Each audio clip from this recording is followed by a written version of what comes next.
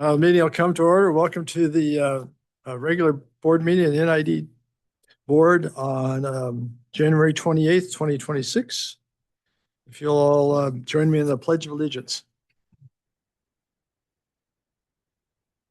I pledge allegiance to the flag of the United States of America and to the republic for which it stands, one nation, under God, indivisible, with liberty and justice for all. You. Madam Secretary, you call the roll, please. Yes, Division 1. Here. Division 2. Here. Division 3. Here. Division 4. Division 4. Oh, here. Division 5. Here. Thank you. Thank you. Okay, first we'll have a public comment on any items not on the agenda. If you'd like to speak to any item, either raise your hand in the virtual world or come to the podium in the real world or the live world or something like that. Some other kind of world. And do I have the right screens, Ricky? Say what? Do I have the right screen? Yes, I do.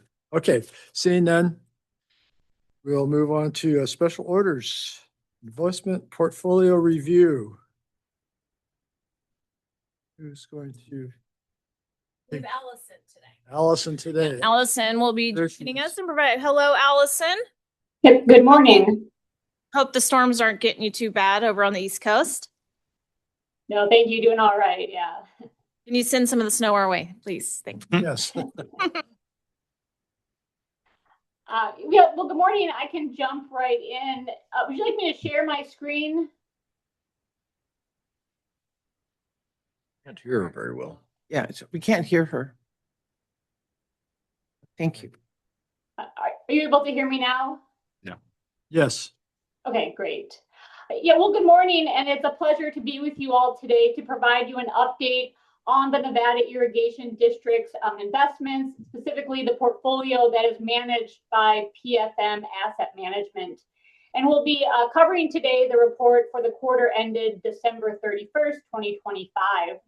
And so just starting here on the screen is a snapshot of that portfolio that's managed by PFM Asset Management.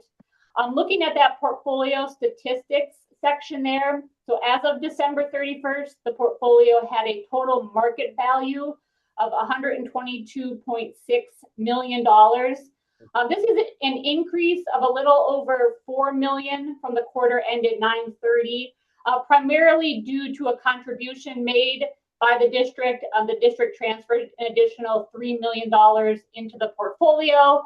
And then also the portfolio had earnings and positive market value appreciation during the quarter. The portfolio is managed according to a 1 to 5 year strategy, meaning we hold and purchase investments with maturities out to 5 years. If you look at the lower right-hand corner, you can see where we show the duration distribution of the portfolio versus the benchmark. Duration distribution is similar to maturity distribution, a little bit different. But you can see here how when we look at the portfolio in blue versus the benchmark in gray, the benchmark, as a reminder, as noted in the footnote, is the 1 to 5 year U.S. Treasury Index. You can see in some of the maturity buckets, we're pretty well matched, especially on the longer end, that 3 to 4 and 4 to 5 year bucket. We're very closely matched to the benchmark, and that's really intentional. Interest rates are elevated, but they've also been trending lower. So we're intentionally, moving out as far as we can in the strategy, locking in those interest rates on those 3 to 5 year maturities. You also note that 0 to 1 year area, the portfolio has much more in that area than the benchmark. Over the next 2 quarters or next 6 months, through June 30 and then definitely through September 30, we will really see that allocation come down. There's quite a bit in the portfolio in callable federal agencies that the portfolio held when we took over management. And many of those are coming due to mature in the next 6 to 9 months. And so we'll be able to reinvest those back out into higher interest rates further out along the yield curve, kind of better aligning the portfolio's duration with the benchmark duration. Moving back up to that statistics section, at quarter end, the portfolio had a yield at cost, which is essentially the earnings rate on the portfolio of 3.05%. That increased by about 10 basis points or 0.10% over the course of the quarter, while we saw the market yield move lower, reflecting that interest rates moved lower during the course of the quarter. The portfolio is very high credit quality. We can see that in the lower left-hand corner, 89% rated in that AA+ category, about over 90% in AA rated securities, with A at the minimum, so very highly rated portfolio. And then the upper right-hand corner, the sector allocation, you can see that the 4 sectors utilized by the portfolio are diversified among those treasuries, agencies, agency commercial mortgage-backed securities, and corporate notes. On the next page, we see the issuer diversification. So we think it's very important to not only diversify by sector, but also by issuer, especially when you get out of the government sectors and into those credit instruments such as corporate notes. So we can see here on this page, when you look at that yellow top section there, corporate, all your corporate holdings are relatively small allocations, less than 3% in any one name, just to increase the overall safety. And then we also show you the credit rating here from S&P, Moody's, and Fitch, so that you can see that it is highly rated and it does meet your credit rating requirements. The next page in the report summarizes the portfolio activity during the quarter. So you can see on that chart on the left-hand side, the different sectors where securities matured or were sold before maturity in gray, and then where we reinvested those proceeds in blue. The table on the right-hand side shows you the net activity. So the most activity, or the most purchases this past quarter, were made in the corporate note sector. Of course, we like to be able to buy corporates when we find opportunities. They offer higher yields than government securities and typically better return potential. Of course, we only purchase highly rated corporate securities and those that are on our approved issuer list. And so we found good opportunities there during the most recent quarter. There's also a fair amount of activity in the treasury sector. You know, as you would expect, safety, liquidity are, of course, the primary objectives. So maintaining that allocation to U.S. treasuries. All in all, in total, the average maturity of the buys was just over 4 years. So again, buying on that longer end of the strategy, locking in interest rates. The average yield on the purchases was a 3.84%.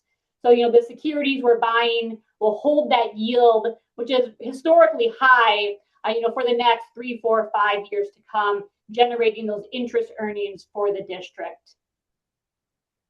On the next page, we turn to performance. So we measure the performance of the portfolio here on a total return basis. That means if we follow that 3-month column in the table, it incorporates the interest earned, so the coupon payments that you receive on the securities. But it also includes the change in market value, much of that which is unrealized change based on interest rate movement.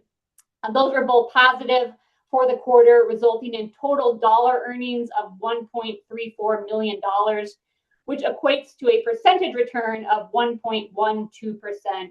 So just for that one quarter, earning a return of 1.12%, right in line with the benchmark. The past 1 year and past 3 years have been very positive, strong quarters or strong years for the high quality fixed income market. We can see that if we look at the returns. For example, over the past 3 years, the portfolio has returned 4.93% each year on average, outperforming your benchmark.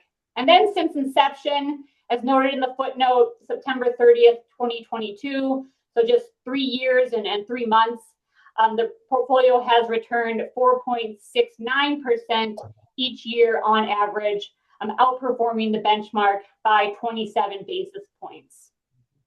Wow. And then lastly here in the report, we show the earnings on an accrual basis.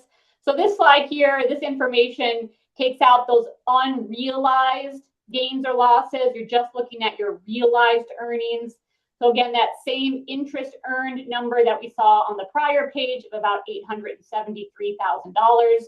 You did realize some gains when we sold some securities prior to maturity, and then a change in amortized cost and accounting method for total earnings of $903,000.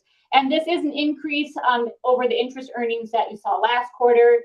So, I mentioned market rates kind of came down a bit during the quarter, but we continue to see the portfolio's yield trend higher and your interest earnings increase. And then just looking forward, this is the last page I'll talk on, and then I can answer any questions. But looking forward, as I mentioned, the portfolio has a number of maturities coming due, those callable federal agencies in the next 6 months with yields that are currently lower than current market yields. So that will be a great opportunity to reinvest those in these higher interest rates, to lock those in, to continue to build on the district's interest earnings moving forward, even if we do see interest rates, trend lower. In terms of interest rates, looking ahead, we likely will see the Federal Reserve cut this year, so rates will likely move a bit lower on the short end. Otherwise, we think they'll stay relatively stable in that out to 5-year range, 1 year to 5 year range. Again, continue to present good opportunities for the portfolio to lock in higher yields, increase the diversification of the portfolio, but all the time, remaining focused on safety. So I will stop there. The remainder of the report does contain information on all of the individual securities in the portfolio, as well as the transactions during the quarter. And I'm happy to take any questions if you have any. Persons on the board? I'll take a simple one if I could, please. Good. Hello. The rate of return on our corporate versus the U.S. Treasury. Do we have that in here? Just to get an idea of how the corporate performing and how do we expect that to be in the future? Yeah, so that is not in here. The report doesn't show how the different sectors of the portfolio performed during the quarter. But I will say, when you look at the overall market, you look at how 1 to 5 year treasuries performed versus 1 to 5 year, high quality corporate notes. The corporate allocation or the corporate sector did perform better than treasuries during the quarter, but not by a lot. And that's because there really wasn't any additional market value appreciation from the credit sector. The corporate notes in your portfolio, in the indices, offer higher yields. So they offer higher interest than treasuries, which helps the performance. But then the other component of performance is that market value appreciation and the difference in yield between treasuries and corporates. And we saw that stay pretty steady during the quarter. And so because of that, there wasn't a lot of market value change benefit from the corporate notes, more so than the treasuries. I think going forward, we think that will likely kind of stay the same, where the corporate notes should perform better than treasuries, again, because they have those higher yields, higher interest earnings. But we likely won't get a lot of additional return from, spread tightening from market value appreciation. So that's kind of what we're expecting right now going forward. Higher returns, but not as high as we've seen in the past because of the spreads are very tight. Is there any reason why we should invest more in the corporate because of that, or is it not worth the risk? Yeah, it's a good question. So when we look at value in the corporate sector, we look at those spreads that I mentioned. So we don't just look at the overall interest rate or yield, because that is always higher than a treasury. But we evaluate, how much higher the spread relative to recent spreads. And so we want the additional risk from corporates to be, compensated in the higher yield. So when those yield spreads get narrow, We do, generally purchase fewer corporates than at other points in time. Much of the recent corporate activity has been in the new issue market because they offer a yield concession, so even higher yield spreads. But we do think that the corporate sector, the high quality corporate sector, is a good space to be. It does offer those higher interest rates, higher return potential. And so we will continue to evaluate that. Especially as I noted, with a number of maturities coming due in the next 6 months, we will evaluate the corporate sector and look to add where we think it makes sense and where, again, the portfolio is being compensated for the additional risk that you take on. Thank you. Director Hick. Thank you, Mr. President. I have a couple quick questions. It's impressive, right, to see the returns on our investment. And I'm wondering, again, with the corporate returns being as high as they are, how much of that do you think is driven by this latest AI activity? And how do we hedge against if that AI activity goes south, which some people are saying it may? Yeah, it's a very good observation and a very good question. So when we hear in the news and the markets, AI and how AI is driving in, technology are driving returns, market returns, what they're really primarily talking about are the equity markets, the S&P 500, for example, those Magnificent Seven are just really driving index returns. You've seen the S&P 500, return above 15% for the last 5 years. So just incredible returns in the equity markets, really driven more recently by, as you note, investment in AI. So with the district's portfolio, we are not allowed to invest in the equity markets. We're invested in high quality fixed income. We do still buy securities, in technology companies. You can see here, Alphabet, Amazon. So we are, but in this case, we're buying the debt. These companies issue debt. We buy the debt. It has a fixed rate of return. So each year it'll earn X percent. That percent is currently around 3.5% to 4% for a high quality short-term debt holding. So when you think about what you've been hearing about AI driving returns and the risk, that's really more concentrated or really in the equity markets.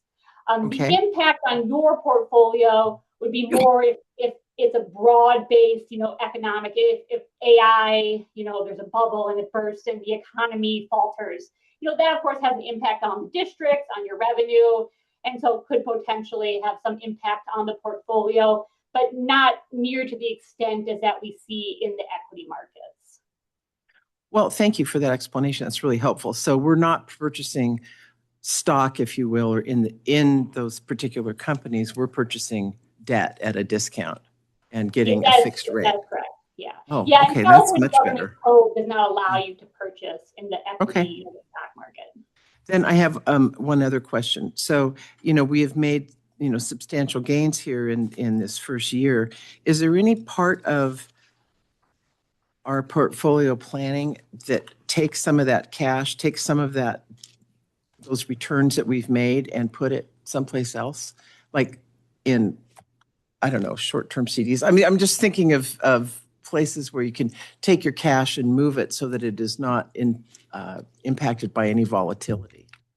It's a question. I don't know that we even can, but.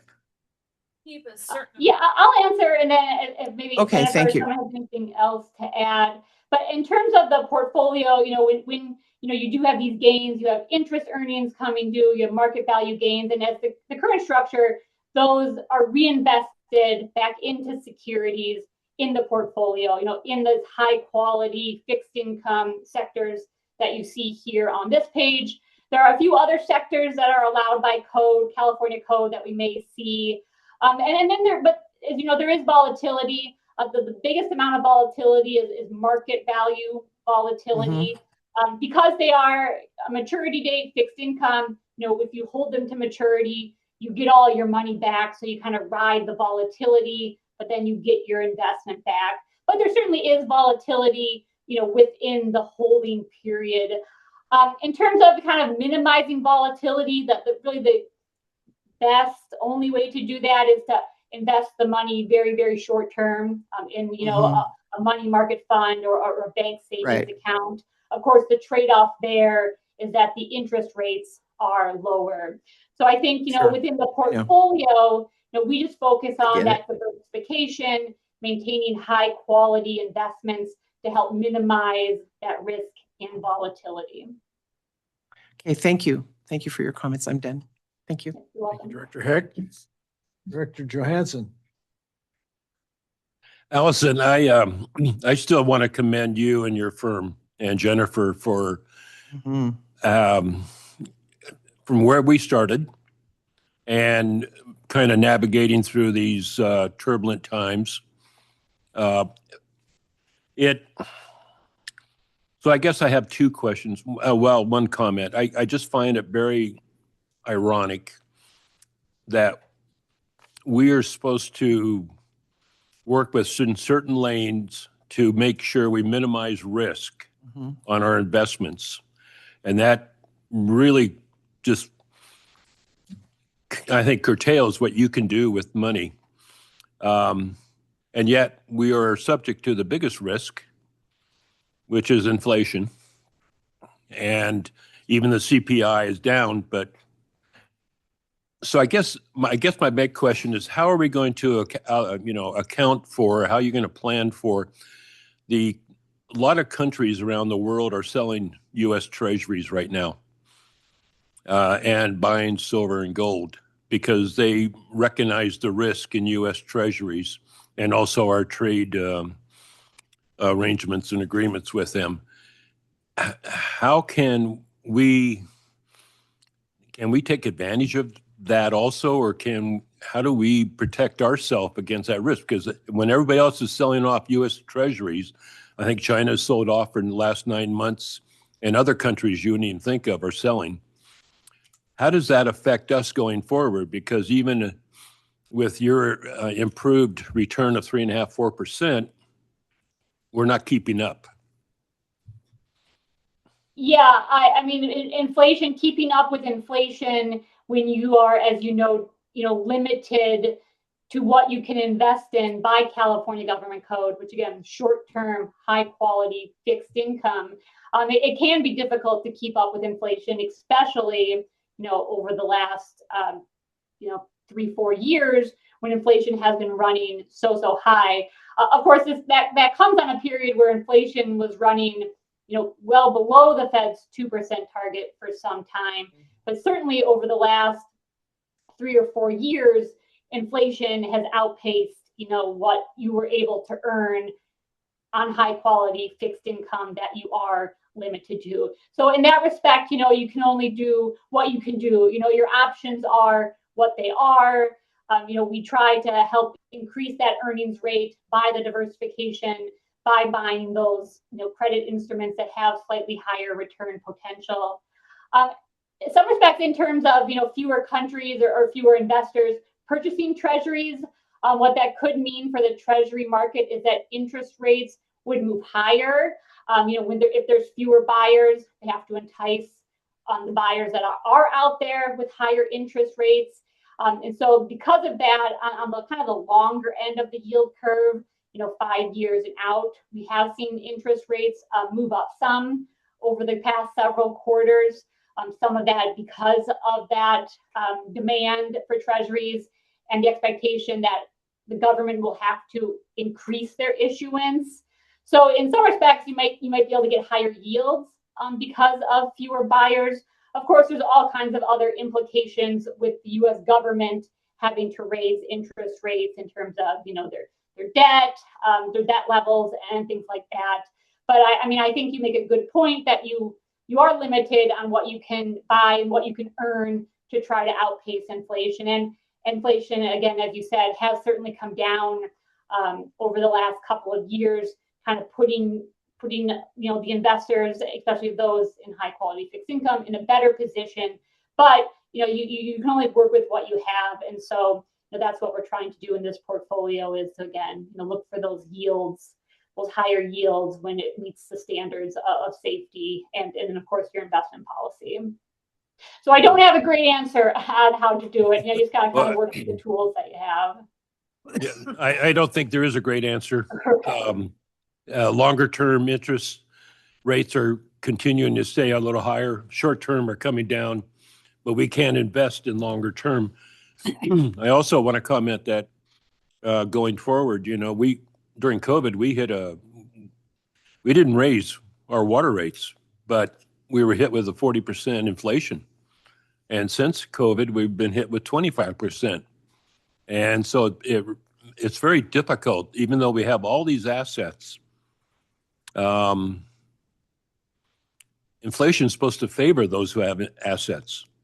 But in this case, we need to maintain and repair them and keep them operating. So anyway, I again, thank you for a good job and under very difficult circumstances. Thank you. Any other questions from the board? Allison, I have a question.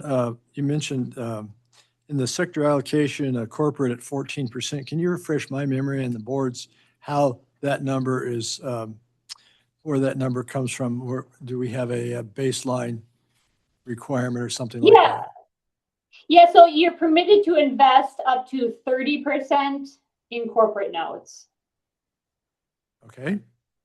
Permitted by, that's by state law or? Yeah, by state Government code code, and your okay. investment I policy. knew that was the case. I couldn't remember how we came up with the percentage we had. So thank you for that answer. And thank you for our great presentation this morning. Is there any public comment on the subject of our investments? Okay, seeing none, no more questions from the board. Thank you, Allison. Thank you. Good job. We're very pleased in spite of what we have to, the parameters we have to operate in. Thank you. Okay. Next, we'll go to the consent agenda. I move to approve the consent agenda. Moved and seconded, we approve the consent agenda. Is any questions from the board, any clarifications or changes? If not, Madam Secretary, will you call the roll, please? Okay, yes, I do. We all forget that one. Right? Is there any public comment on the consent agenda? Okay, seeing none, Madam Secretary, will you call the roll, please? Yes. Division 5, Yes. Division 4, Yes. Division 1, Yes. Division 3, Aye. Division 2. Aye. Thank you. Okay, moving on to our workshop item, Potts Flat Spillway Replacement Project. Big item for the day. Yeah, so we thought since the rate workshops are coming up in February, that it would be an ideal time to provide the board an update on Scott's Flat Spillway project, and specifically related to a fairly significant price increase that is associated with DSOD's requirement to replace the upper pole. I didn't want the board to have sticker shock once we got into rate setting, because capital projects are the one expenditure that does impact the rates the most within the rate model. So with that, I will turn it over to Gabe.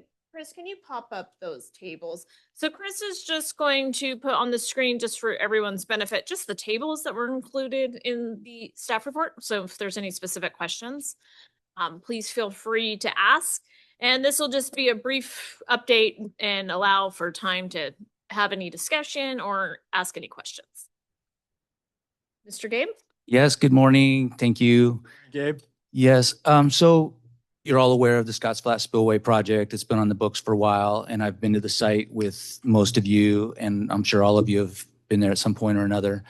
But over my time here, I've heard this number of like $25 million thrown out for the shoot. And as we've gone through the rate study background that you're going to see in the coming months, I realized that, hey, the number in there is maybe incomplete. So that 25 million, what is that? And so I went back to the books and looked at it.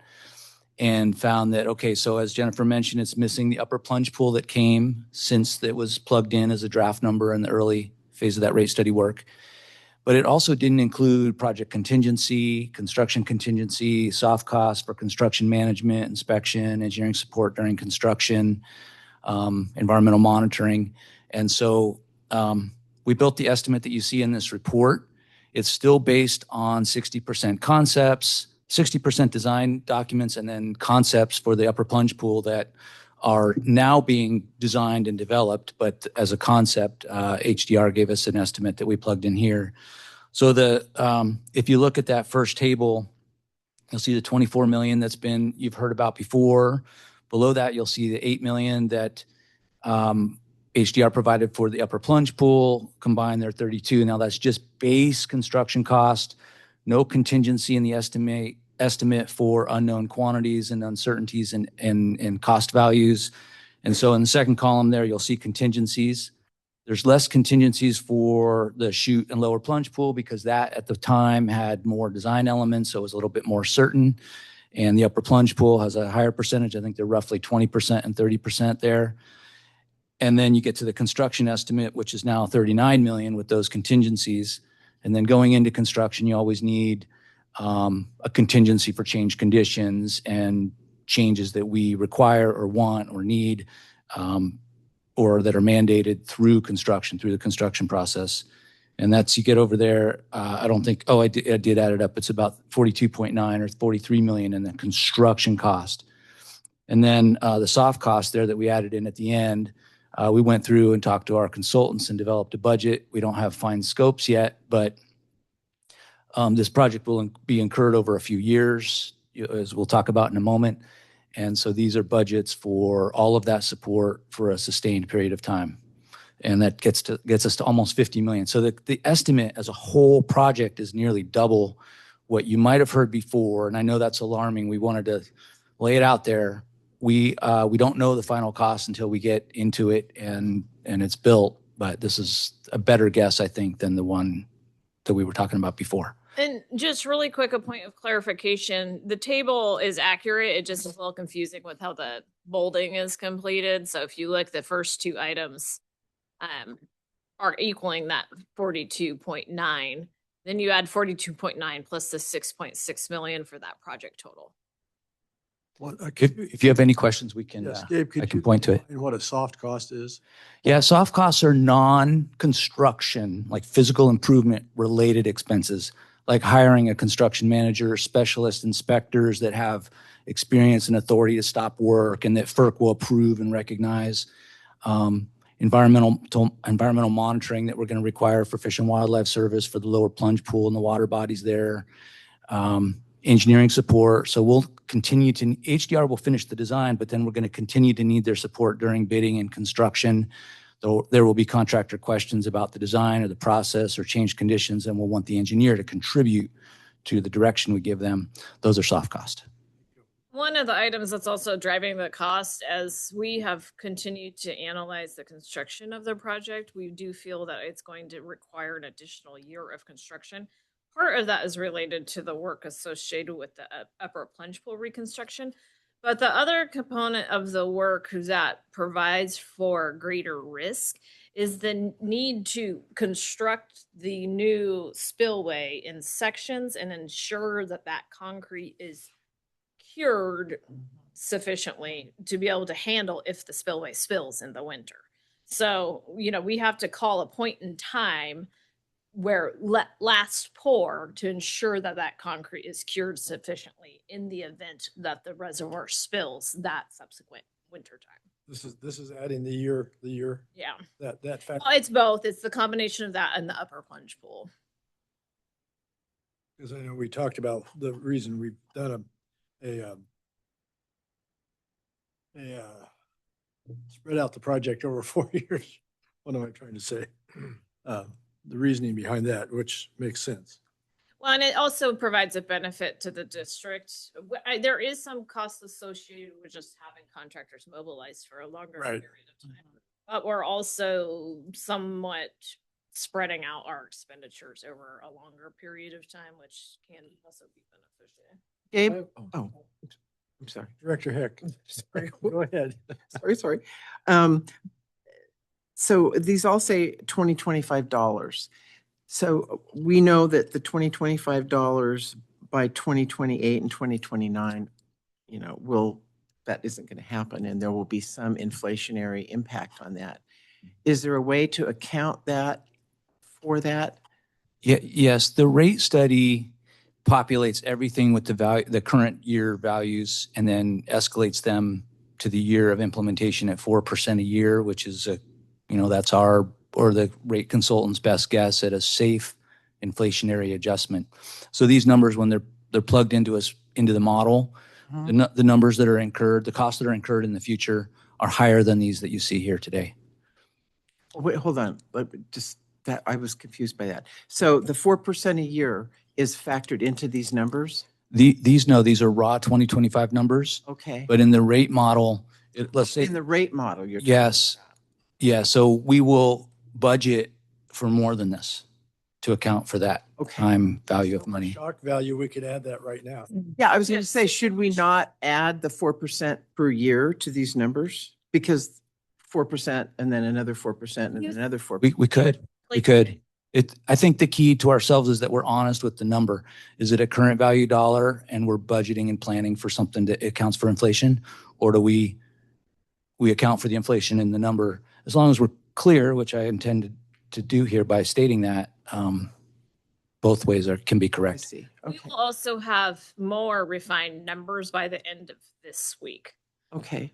We're having the design for the upper plunge pool and the plan set will I do have also a be follow-up. further along in completion percentage by the end of next week. But then also remember, this now then has to go to FERC for a full review. So these costs will continue to fluctuate and bounce around until such time we actually go to bid. Start bidding. So you're saying they could come in and add something. Blow this out of the water, kind of? Theoretically, they could. There's not a whole lot of design parameters that haven't been fleshed out to be the most conservative and maximum extent. For example, there's one item that is kind of still unknown, and that is whether or not we have to do any improvements to the existing dam for wave runoff in the probable maximum flood event. What that would look like, is that a wall? Is that armoring the dam? What is that? That is still a question that's hanging out there from a regulatory perspective. Okay. So my follow-up then is, what sources, if any, of funding other than just ratepayers and NID have you identified, or do we hope to identify for assistance with these costs? I mean, it's the age-old problem, right? We got a federal mandate and no money from them to do it. So are there any Is this a sources? state mandate or a Yeah, federal? it's state. It's a federal and state. Both, yeah, it's both. It's because the FERC is federal. It's essentially right now a DSOD mandate, but also Uh-huh. FERC has regulatory authority over the Right. commission as well. But we do have grant funding from a Department of Energy grant that we had applied for that we believe is still on the table. We've also spoken with our local legislative representatives related to getting some type of community funding allocation in the federal In the budget bill? budget bill. And then there is also Prop 4 money that is coming out from the state. So there are some more opportunities, but our intent is to maximize external funding sources as much as possible. And this is also why when we're speaking with legislatures or even with the county, with their legislative platform, we really focus and push on this project. Okay. Thank you. I think I'm done.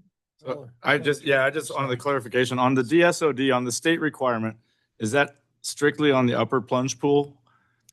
There in DSOD, Which component was the state's add-on? We already had a plan. Plunge pool. Which component was the state's add-on to what we estimated that we needed to do? And then what's the dollar value of that add-on? okay, so I think that the State Division of Safety of Dams has been involved in all of it, Okay, but the add-on is the upper plunge pool, which is the second row in that table. that's the 11.4%. Yes, sir. So the state tagged on an extra 20% to our project Yeah, ish yes. and yes. didn't provide any means of funding that. Yeah, NID's original plan was to complete a comprehensive repair of the chute, not a full replacement. Mhm. So as this has transpired over the past decade, we went to replacement of the lower chute, full replacement, and now we have been directed to replace the upper plunge pool, which we had not proposed to do. So we believe, as an agency, at some point, this agency believed that a repair was sufficient.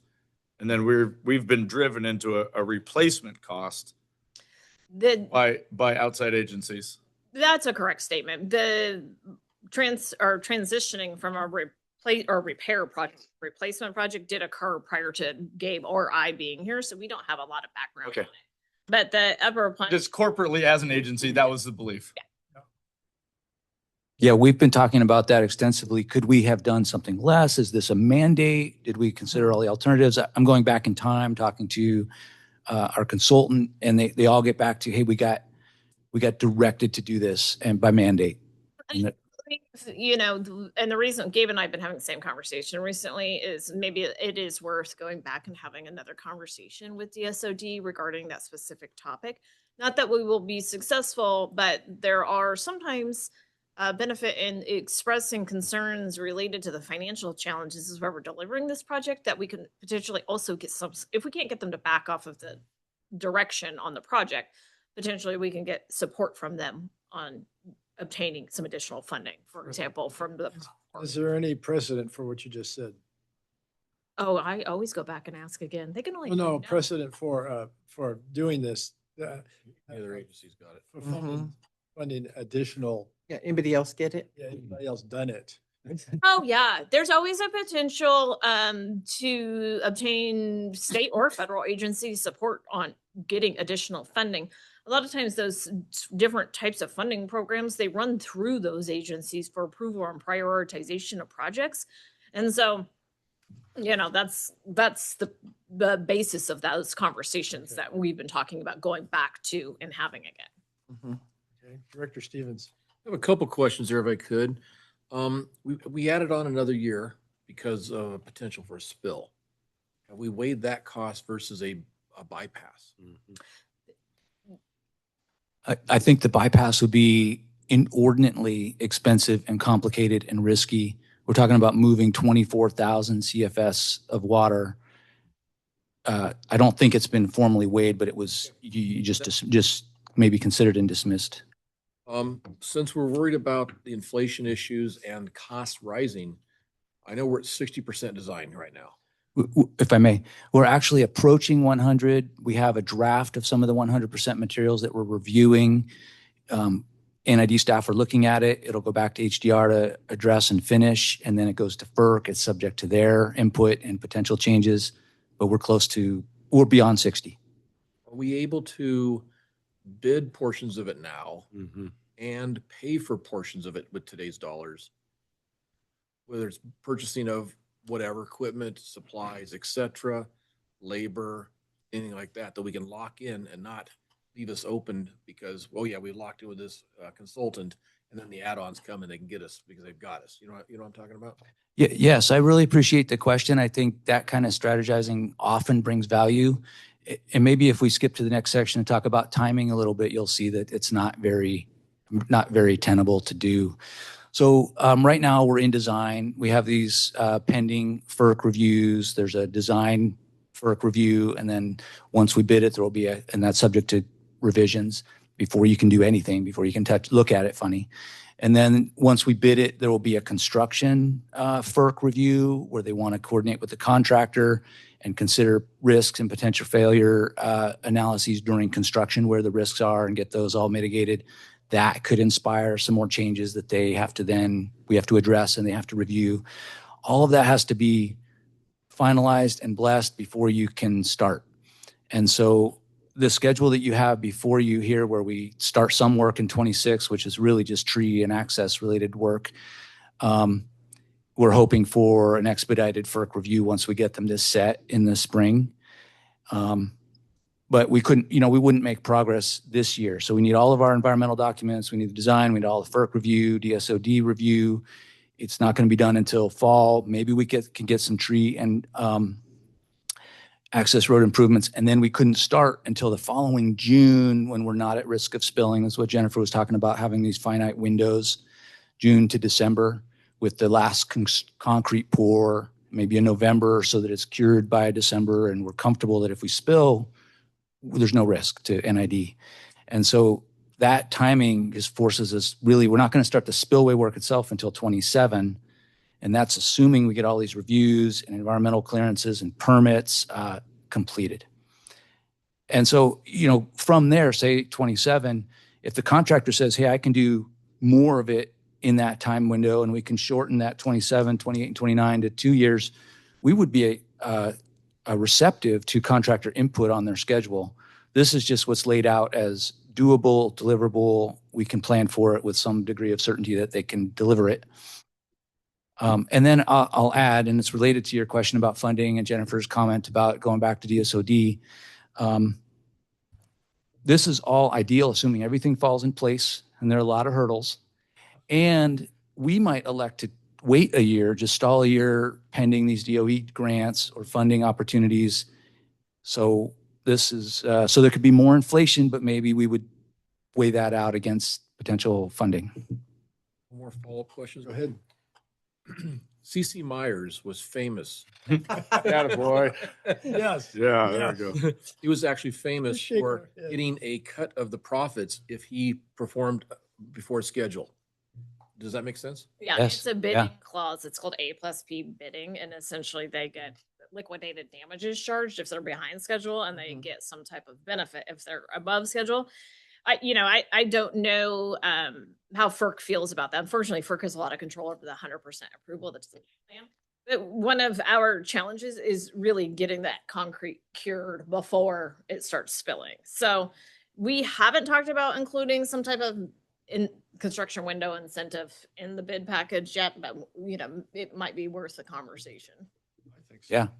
And as far as, since the concrete seems to be the weakest link in the chain here, accelerants, are we using accelerants in the concrete mix? But it's very carefully controlled by DSOD and FERC, so I'm not quite sure what the mix is. And I've never looked at the required mix for the spillway. I know I get into the weeds and stuff. Yeah, that's a detail I don't know. No Chinese rebar.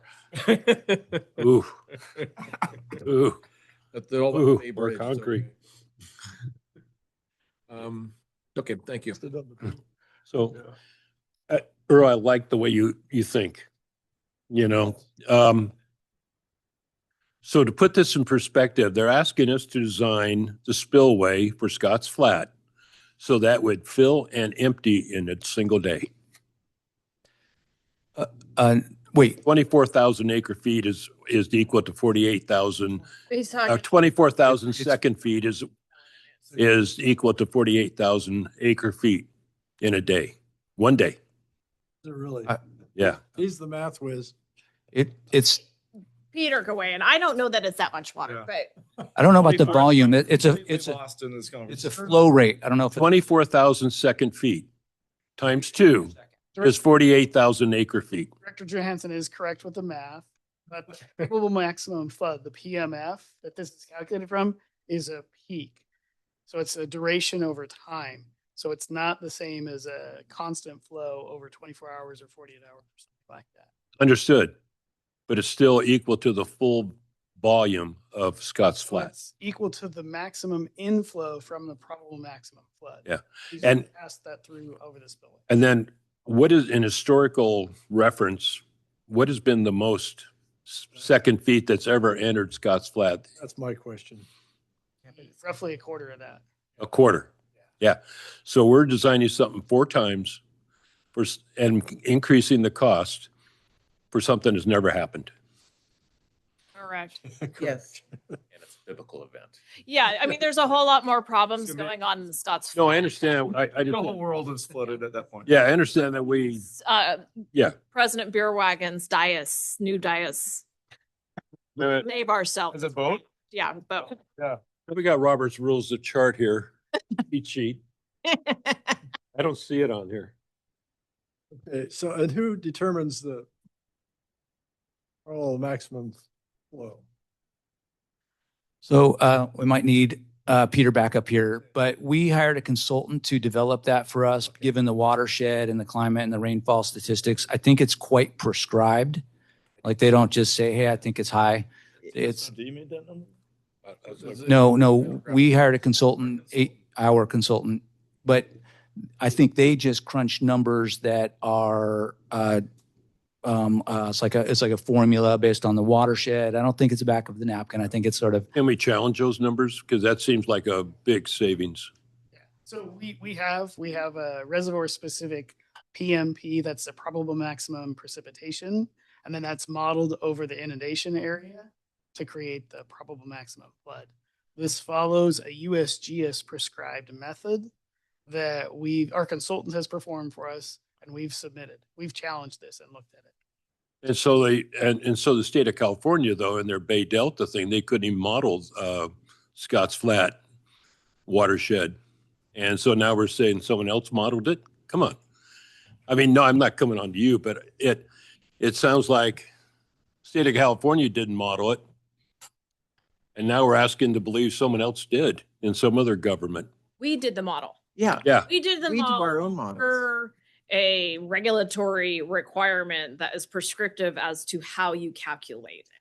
Yeah, understood. But Whole lot of leeway there. Can be some back and forth that is about assumptions that are made that can reduce the event that's calculated. But this is set now, and staff agrees with your assessment that this is overboard. But So, yeah, it's overboard, but okay.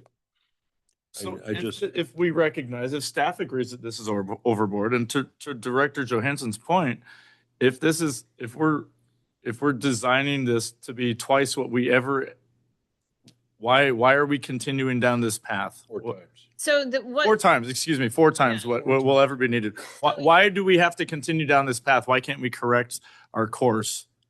There's not any avenue necessarily to correct the course, but if the board desired to not construct the project, not implement the PFM, they would prohibit us from filling the reservoir. So we would no longer have access to that reservoir. And it's already termed a high risk because Nevada City's down the stream. Correct. Well, and What- isn't what it would built be- like Orville?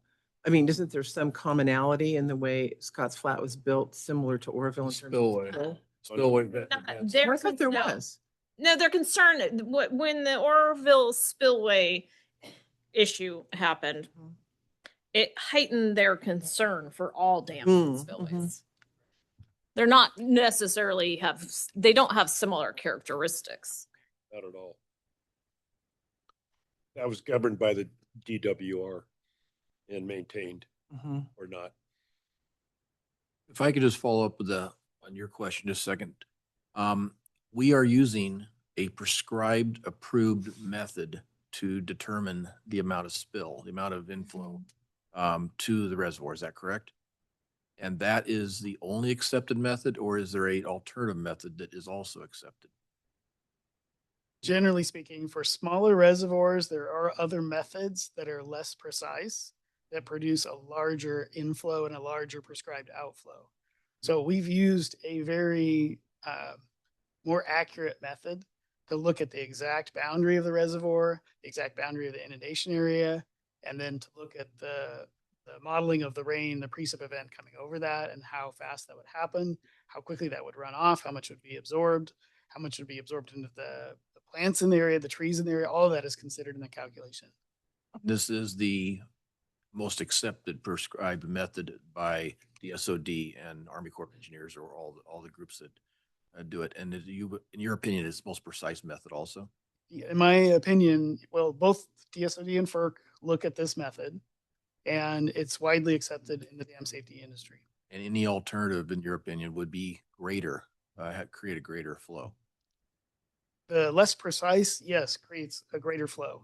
So this is the most precise method. It wouldn't work to our advantage if we use the less precise method. No, we started reservoir specific model. The other option is to do their canned model.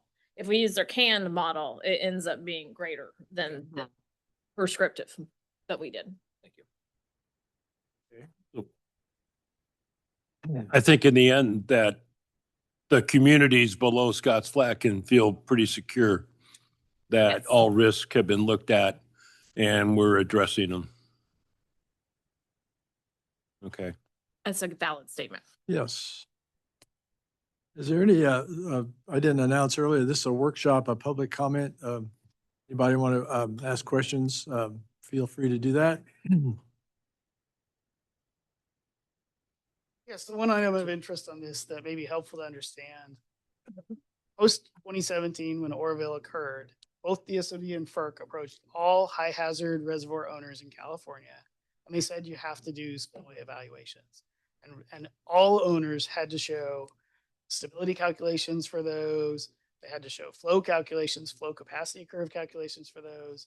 They had to show that any high velocity sections of the chutes had appropriate anchoring. They had to show two other critical areas, that the joints in the concrete slabs, that those joints were adequately laid down, that we wouldn't have water flowing through or behind those to trap water behind them. And we had to show drainage behind those. So when we examined this spillway, there were some known defects. There were known defects on every spillway in California, I would say. And so there are known defects on this spillway that were small, that were like small repairs and things like that, that we would have to do post 2017 with those examinations. And then there were some other issues with drainage, with the joints and with the drainage behind the slab. And that is why when DSOD came back and looked at this a second time, they said the upper plunge pool needed to be examined and removed, and to understand how the drainage behind that would function. There is no drainage behind the upper plunge pool today. So that's why that occurred. That's a new requirement, the drainage for the plunge pool. It is. Yeah, just sort of to summarize, the reason Peter added that is that the driver for the spillway replacements, really substantially a replacement, is not just the capacity that we were just talking about, it's the condition and the under drains in these joints. Can you remind me the changes to operation, Scotts Flat during construction? Are you going to keep it lower? Is that part of the planning process? Based on the window that we have selected from June to December, there should be very little operational change required. But, come April, May, if we're a little high, we could deliberately lose a little bit more water through the low-level outlet and hydro plant. Just we're anticipating that it's minimal. Okay. And if it's a lot, there's a finite capacity that we'll have control. We might have to delay the start of construction. The good news about Scotts Flat is that the watershed is very small. So we largely can control the amount of water coming into the reservoir through control of the South Yuba Canal. Now, if you're comparing this to Rollins is much more of a flashy watershed. A whole lot more water comes in, and us turning it on and off the faucet doesn't help as much. So It is a DSOD good with our time frame, our timeline. as of right now, they are. Yeah. But yeah, we won't really have a good sense of the exact start date until we answer a couple questions regarding funding that we are currently trying to secure, as well as completion of that FERC review. And remember, FERC will not review until the package is 100% complete. So that is a challenge in itself, because if they have significant comments or want some type of specific change, then we have to go back and update the whole plan set and specifications. Sorry about the design package. Yes. Yeah. Okay. Very good. Can I go to the weeds one last time? Yeah, sure. Weeds are fun. The flow that we're anticipating, the maximum flood event, is based on obviously a hydrograph that will allow the waters to come in to get a peak flow there. Is there any way why is that flow so critical to our schedule? I missed that point. And is there a way we can flatten that hydrograph by either lowering the Scotts Flat additionally or doing something upstream to slow the flow from coming in? I don't know. I'm trying to think outside the box here a little bit, but I'm first trying to understand why that 24,000 CFS is so critical to our schedule. It was critical to your comment or question related to being able to construct a bypass, to be able to have construction longer. What's critical to our schedule is that we did an analysis of when the reservoir has spilled historically, how early it has spilled into the winter. Is it December? Is it January? And it has spilled 6 times in December. So from that standpoint, we need to ensure that construction is substantially complete and that concrete is cured in the event that there is a spill in Mhm. December. Because so for example, if we let the contractor construct through December and we get our 7th historical spill, that is too much water on bare or untreated ground. It could Mhm. undermine the whole reservoir. So it's just not a risk that I would recommend we take at all. So it's not the No. the maximum flow, it's the fact whether it'll. That Oh. was more in reference to your bypass and then whether or not FERC will require the add-on of any additional armor protection or some type of parapet wall on the existing dam. Thanks for bringing me out of the weeds. That could still happen. And that spill that might occur would not be the probable maximum flood rate. It could just be a gallon, but we have to be able to pass it. Mhm. Thank you. Any further Do you want me to questions? mention your funding mechanism? Oh. Lemonade stand? GoFundMe. No. Yeah, we were working on a alternative means of financing. I like that. Yeah, Because that's ultimately where, yeah, it's gonna be. I like it, Rich. I can't wait to hear. Maybe again. Well, the plunge pool, it kind of has it does. Yeah. yeah, so Right. like BMX bikes. Yeah. Thank you, Gabe. Talk to your insurance company. Any more? Anything more? Is that the extent of our workshop? Yes, that is the extent. Unless If you don't have questions, we are complete with the staff portion. Public. Already asked the public once. Any public comment on Scotts Flat repair? There's no public comment. There's no hands? All right. Thank you, Gabe. Thank you, Jennifer. Thank you, board. All right, so I think that's our agenda. We'll go to general manager's report. Anything? Yes, I have a few things I wanted to, I think I've updated the board on quite a few of these over the past few weeks, but I also wanted to get a little reminder out there for the public. So staff has initiated the urban water management plan update as well as ag water management update. These are state mandated documents we're required to do every 5 years. We do plan on bringing the ag water management plan update to the board on March 25th, and then the urban water management plan update on June 10th. And that will allow us to meet the deadlines prescribed by the state. Dustin and I is there any questions on that one before I move on? I just for clarification, those are really just academic exercises. Yes. They're not binding. Exercises. The only thing that I find useful or that we actually utilize out of the exercise is the drought contingency plans. However, with that noted, the past 5-10 years, when we are required to implement a drought contingency plan, it typically also comes with an emergency declaration or regulation from the governor that then modifies it even more. So it does serve as a basis for our drought actions when there is a drought. But outside of that, no, we don't really ever open the document. And we're on the drought, we're working with the county also. They need one also, right? The drought contingency plan? The drought contingency plan. Doesn't the county also need one? I don't believe so. Mm-mm. They're not They do. retail water Only suppliers. water suppliers. Yeah. No, they do in the state it's a new requirement. Oh, for their groundwater program? Yeah. That could be true. So we'll be working with them. There's not a whole lot of crossover between what we do and what they do, but they will be part of the public process when we notice the item. Yeah. And we're working with them on their whole groundwater new plan they're developing anyways. The Bay Delta hearing for the Bay Delta Basin Plan update is going on. It started today.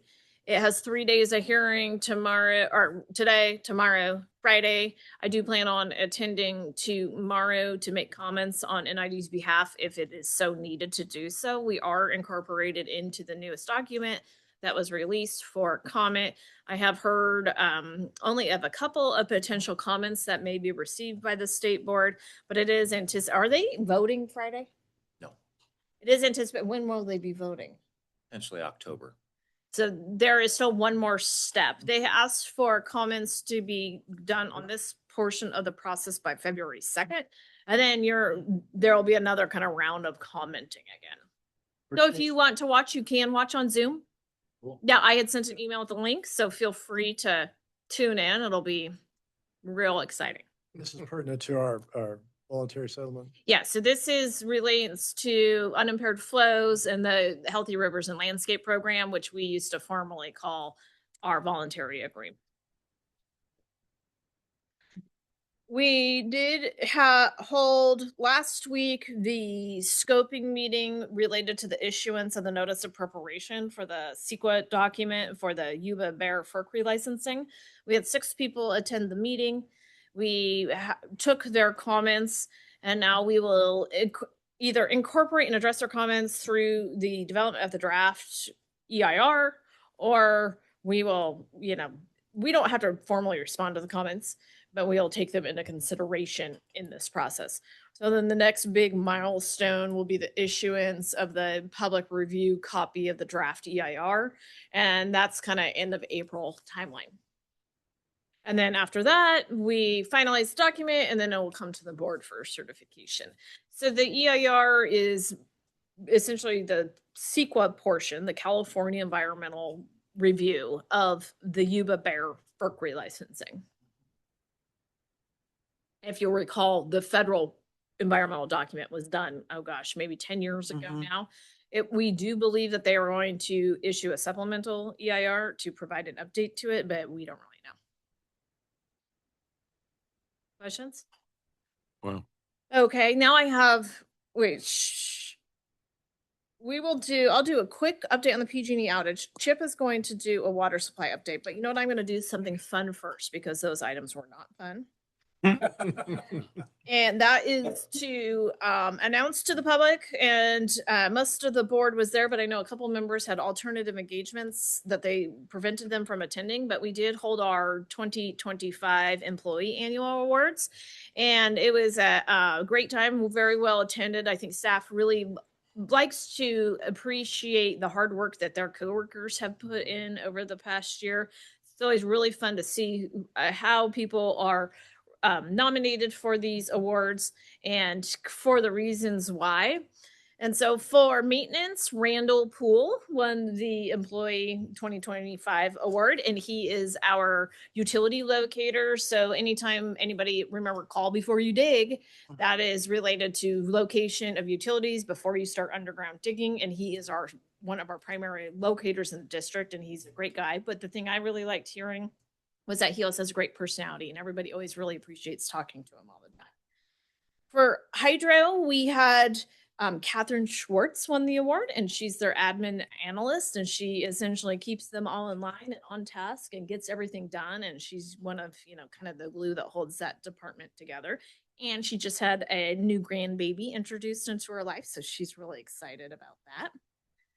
We lump admin basically together. So admin includes like our area, human resources, recreation, engineering. It's kind of all the little smaller groups into one category.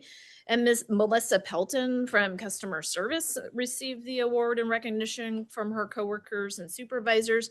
And that was simply a reflection of how well she deals with all of the customers on a daily basis. We did have an opportunity with the stairs reconstruction project. Greg and I and Chris had an opportunity to really understand some of the complexities of the conversations that occur with customers up at the front. And she Could hear them. yeah. And she handles all of them, very gracious, and she's very kind and very helpful to all of them, even when people are upset. So we appreciate her. From the operations department, Lisa Price was given the award. And Lisa is fairly new into operations, but she has excelled with what she is doing for that department, how she benefits the department. So she has taken on the copper and lead program. She does a lot of assistance with the water rights reporting. She has helped me with some of the PG&E bill analysis. She is very, very capable, and I'm really excited to see her career over the next 10 to 15 years. And then lastly, in the supervisor superintendent category, this probably will not come to a surprise to the board members, but Tor Larson was provided the award, and that is in reflection of him keeping us out of any severe water shortages associated with ongoing PG&E impacts, which we greatly appreciate. We really couldn't have gotten through the water supply issues that PG&E created for us without him. So that was my fun one. And then we do have more PG&E outages coming up. So we had to give Tor the award, so he'll help us again this year. Yes, that's right. So the big one is PG&E does have to go back into Spalding 1 and complete some additional finishing type work on the horn repairs. It sounds like it is a grinding down and smoothing of some of the welds that were completed. So we will be in a full outage essentially starting end of February through kind of end of April timeframe. So we will not be moving water down into Scotts Flat or into Rollins. Good news is, and Chip will show this to you, we are very full right now. Although we are going into a dry period, our reservoirs did benefit significantly from those real heavy rains that we had. And then there will be some future partial outages related to the low level outlet and the dam repair work that needs to be completed, as well as the Spalding 2 wicket gates. And then there's more outages going on into the future related to the intake tower. So this will be an ongoing concern and an issue we will be managing, all the way into 28, 29. Two quick questions. Any chance South Yuba Canal will freeze over during that period? Well, there will still be about 5 CFS going through it from water that we import into it. We call it natural water. So hopefully that keeps the ice moving through it. Ice and snow. Yeah, we don't want water. We don't want water to sit, because then it will ice up and it can wreak havoc, which then is very costly to go and manually break up. So Tor is really good about keeping the little bit of water we have coming from natural to keep it moving. But Chip's more of an expert on all this. So Chip, you want to do your water supply update? One more question. Yes, sir. I would expect PG&E to work 24/7 to get this done, right?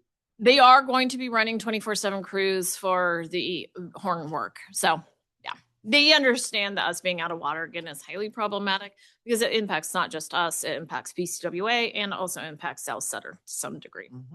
So they're fixing the thing they just fixed. This is their third year of fixing the thing they just fixed. Yes. It's gonna be nice this time. To their credit, they did try to get it returned to service as quick as possible last year, because water supplies were getting extremely low. So they did,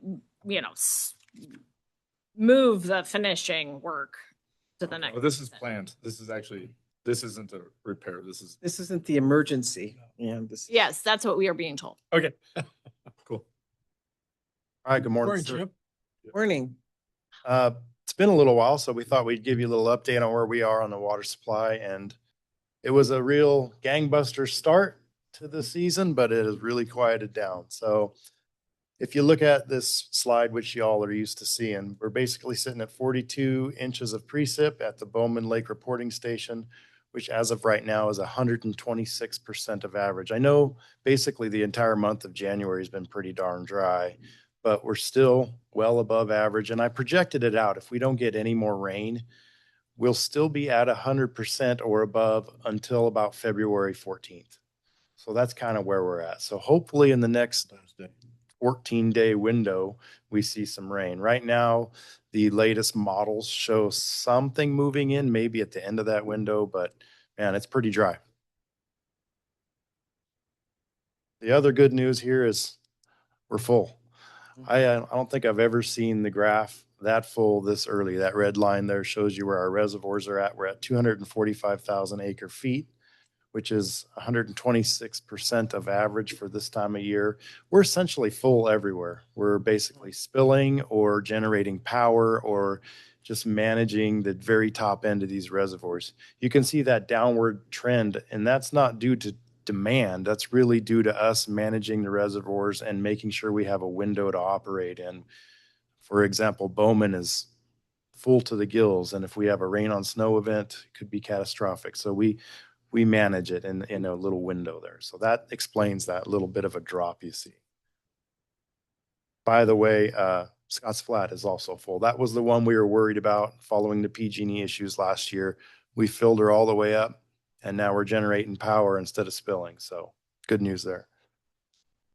Across the state, the story is much the same. All the reservoirs are well above average for this time of year, and that shows in the California Drought Monitor. It was said that this is the first time in over 20 years that this entirety of the state has been in a non-drought situation. So that's pretty impressive. Yes, sir. Slide if I could, please. Yes. Which reservoir is that that's empty at the bottom? Oh, Diamond Valley. It just means that they didn't have data. This is an automated report and the state didn't get the data. Either that or they're really dry. Yeah, so California, not in a drought situation at this point in time. Unfortunately, the 8 to 14 day temperature outlook is really, really warm for us, which doesn't bode well for a snowpack. But hopefully winter is not over yet. And then the precip as well, the 8 to 14 day precip, well below average for our area, which is basically what we expected given the forecast. Monthly, basically for January, this was on target. We were above average. The monthly precip, though, was off a little bit. It showed us being 50-50. We were much drier than normal. And then the seasonal temperature, so the rest of winter, essentially, we are 50-50 on temperature and 50-50 on precip. So I do believe there's more to come. We will keep our fingers crossed, continue to hone our rain dances. Basically, we need to change it to a snow dance. Our reservoirs are full. We don't need rain, we need snow. On that topic, we do a snow survey at the first part of February. We were up in the helicopter yesterday getting our first results. They're up there again today getting more. So we'll know more soon. I don't have the numbers for you today, but the snow is very high up and there's not a bunch of it, but there is some. About what elevation is the snow line right now? So last I heard at the Bowman reporting station, we only had about 1 inch of snow left. At one point in time, it was over 16 inches, which is still lower than we normally see this time of year, but that's kind of where we're at. It's been very warm storms.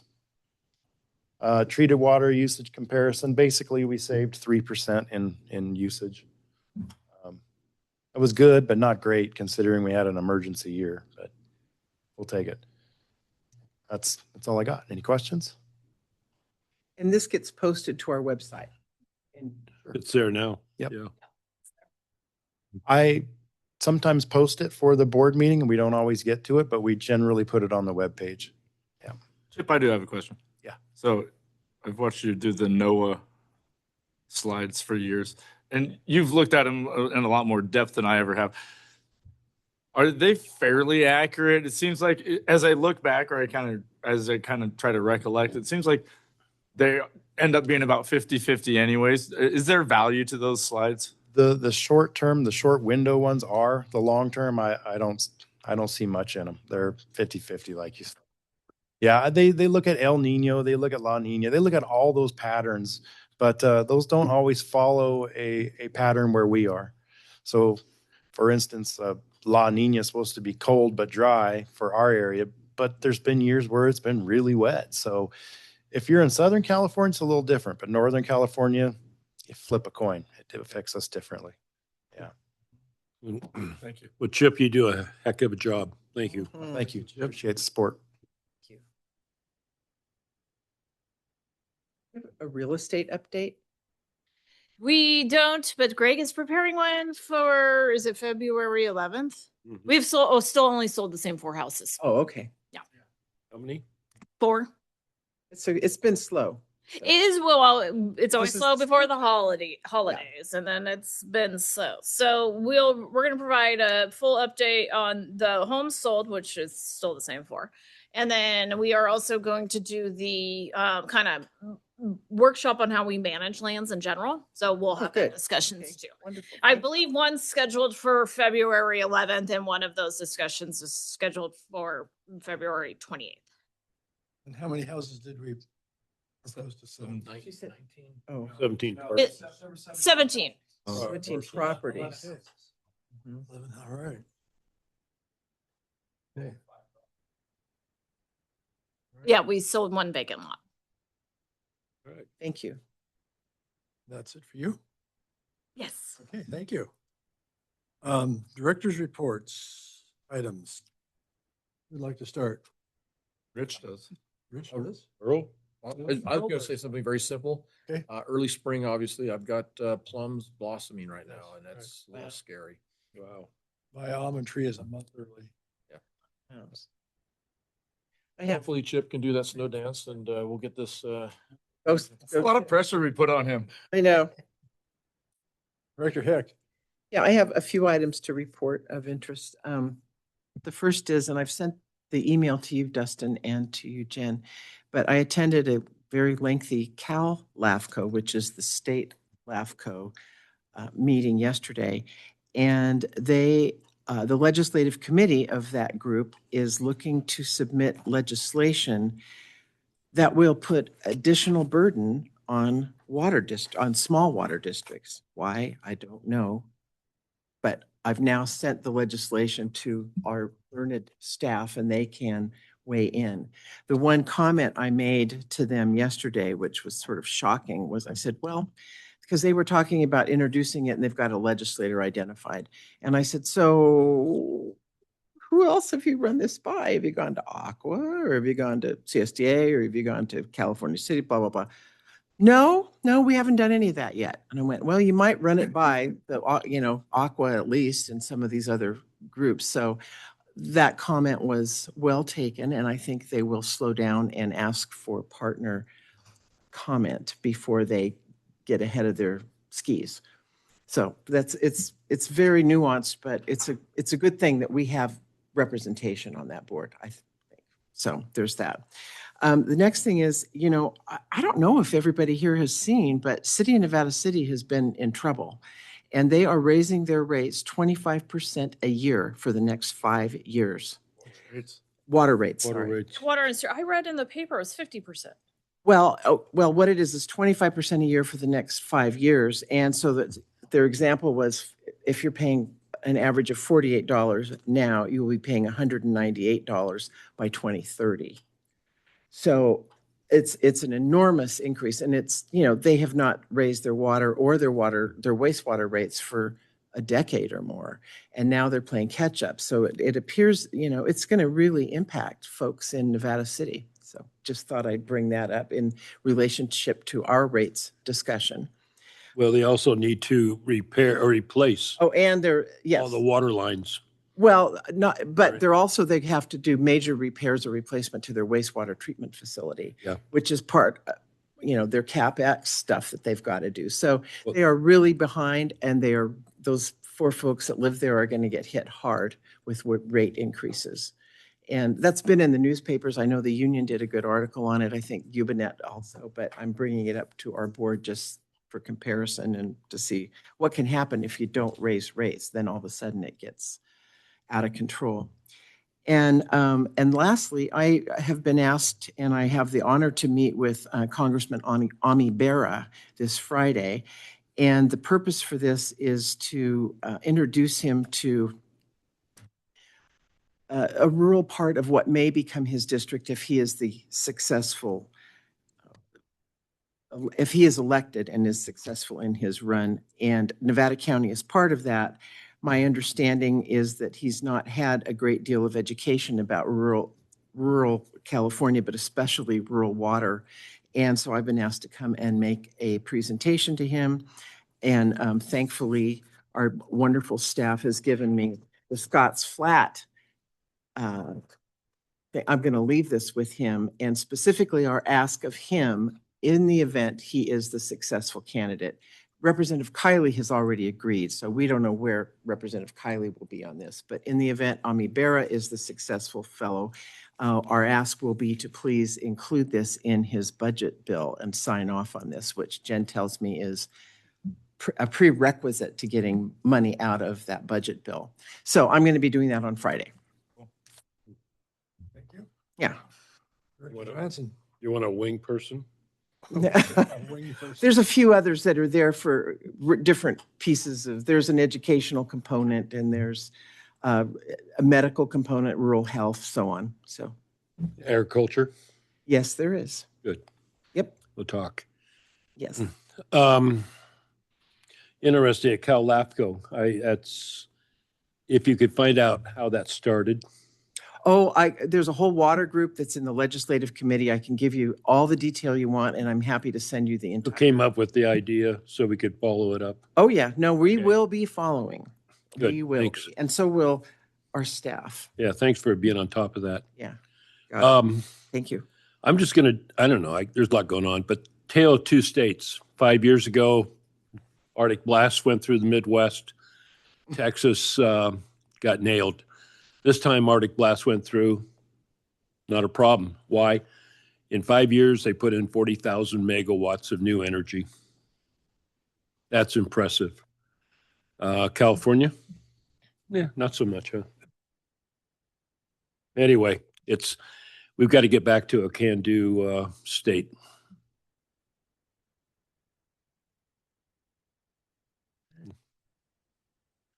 You can throw away the chair.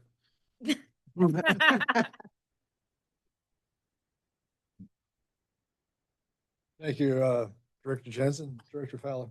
Well, it's hard to follow Director Johansson. Yes, it is.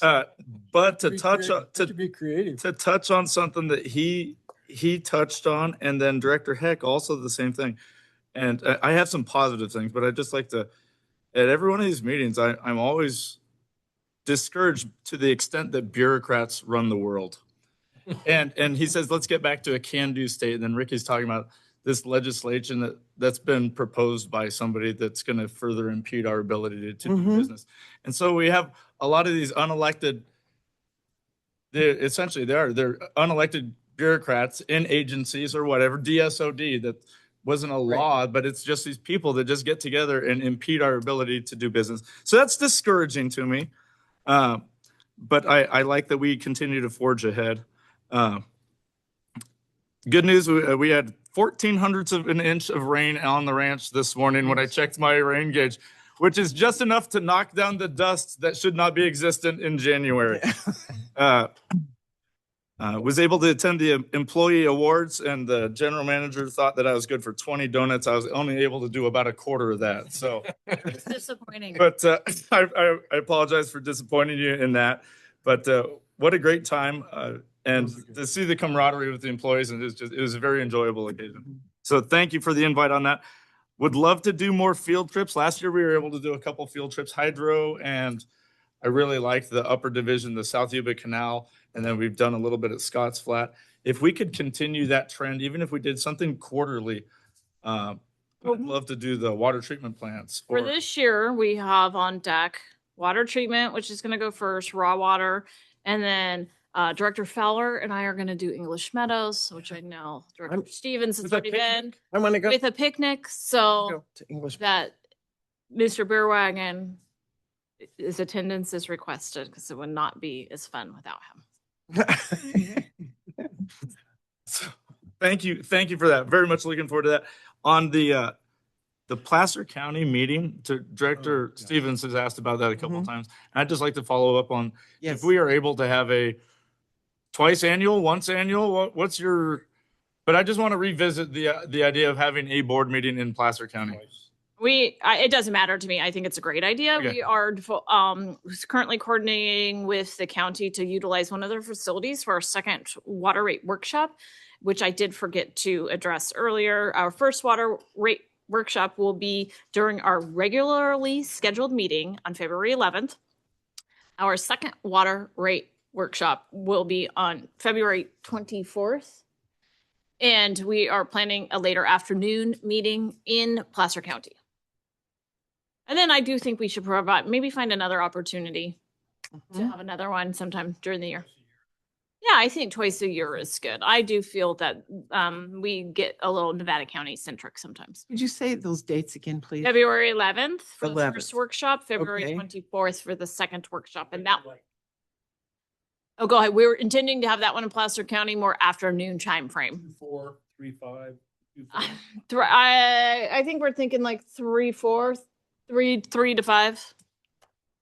We're working out some of the details. We don't have that one completely set because we have to coordinate with the county. They have offered to let us utilize their facility.